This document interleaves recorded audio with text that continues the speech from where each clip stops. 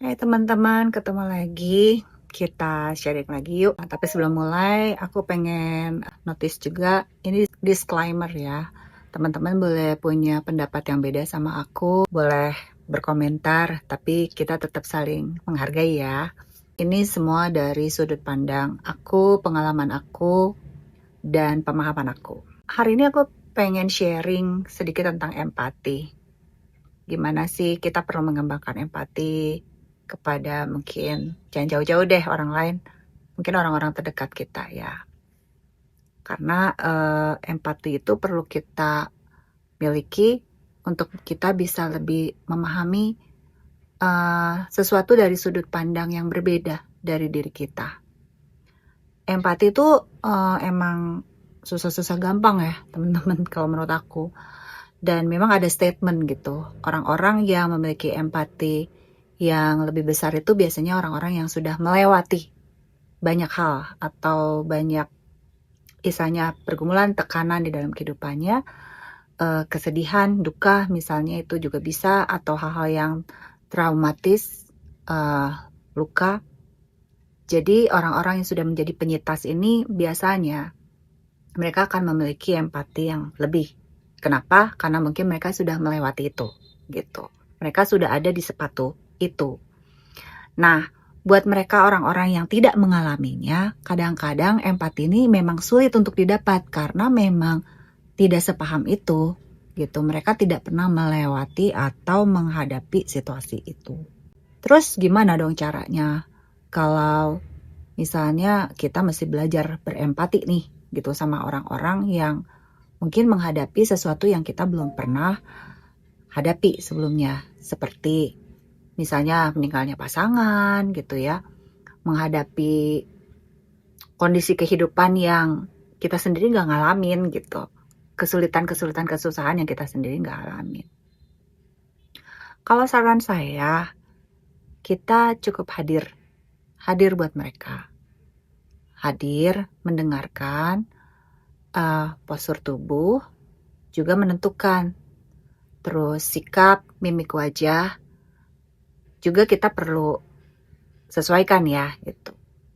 Jangan teman kita lagi sedih nih, lagi down banget, terus kita nanggepinnya, oh gitu ya, wah aku ikut sedih loh, tapi nada bicaranya happy gitu. Aku ikut sedih tapi nada bicaranya happy. Pasti akan berbeda kalau kita ikut berusaha untuk menyelami kehilangan misalnya atau kesedihannya, sambil kita bicara dengan nada yang berbeda. Contohnya, oh gitu ya, aku ikut sedih. Ya, pasti kamu kehilangan banget ya. Bukannya kita berdrama ya, tapi memang perlu ada seni untuk mendengarkan. Karena saya juga baru-baru ini mengalami, teman-teman.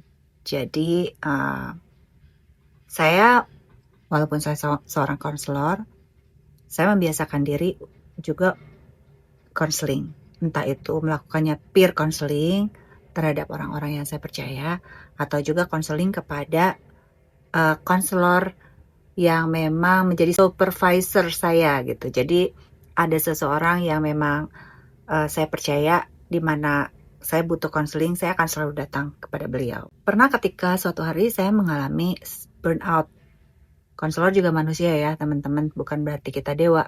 Kita juga pernah ngalami stres gitu ya, hari-hari burnout, itu wajar banget. Nah, waktu itu saya sharing tuh gitu kepada betulan satu kelompok. Dan ketika saya sharing beban saya, perasaan saya kaget gitu, karena saya merasa perasaan saya atau situasi saya tidak dipahami dan tidak dimengerti oleh orang-orang waktu itu. Jadi saya mengungkapkan burnout saya mengungkapkan saya dimotivasi, tapi tanggapan yang saya terima itu malah diberikan contoh soal di mana ada seseorang yang hidupnya akhirnya dipahami atau dijadikan teladan atau diakui setelah orang itu nggak ada gitu. Jadi saya sempat berpikir bahwa, loh, maksud lu gue bakal mendapatkan dukungan atau mendapatkan validasi atau dipahami lukaku ini ketika aku ada di bawah tanah. Nah, mungkin untuk orang-orang yang sudah dewasa dan bisa memproses lukanya atau masa-masa burnout-nya, mungkin kondisi seperti itu nggak akan terlalu mempengaruhi dirinya. Tapi kalau untuk orang-orang yang belum bisa memproses burnout-nya, lukanya, traumanya, kesedihannya, kehilangannya, apapun itu, kalau kita salah menanggapi, itu malah makin memperberat depresinya gitu. Jadi misalnya nih ada teman yang curhat dan kita nggak tahu apa yang harus kita katakan. Kita pengen menghibur dia gitu. Kita juga harus hati-hati dengan apa yang kita katakan. Karena alih-alih menolong teman kita, apa yang kita katakan bila itu salah, itu bukannya menolong, tapi akhirnya membuat dia makin merasa tidak ada orang yang mengerti dan gak memahami dia. Jadi, yang lebih baik adalah kadang kita tidak perlu memberikan saran. Kadang di dalam berkonseling juga, konselor juga tidak harus berbicara. Karena inti dari konseling itu adalah kami konselor mendengarkan dan konselor menolong para konseling untuk bisa mengungkapkan perasaannya, untuk bisa memetakan masalahnya, untuk bisa menemukan akar masalahnya. Perasaan itu timbul dari mana? Karena apa? Nah, itu yang harus kita gali.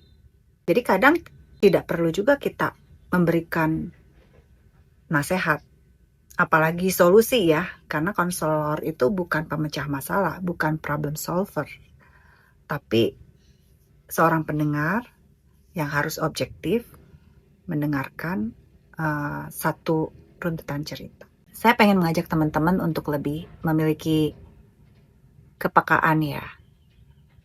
Kita nggak harus mengerti semua orang atau berusaha untuk menjadi orang yang mengerti semua orang, tidak. Tapi setidaknya kita bisa sedikit melakukan hal yang bisa menolong orang lain untuk bisa pulih atau memproses lukanya dengan lebih efektif. Saya berharap ini menjadi sesuatu note buat teman-teman untuk mulai belajar. Yuk kita kembangkan empati, seni mendengarkan, dan hadir untuk orang lain ketika orang lain cerita kepada kita. Salam sehat semuanya, stay blessed. Bye.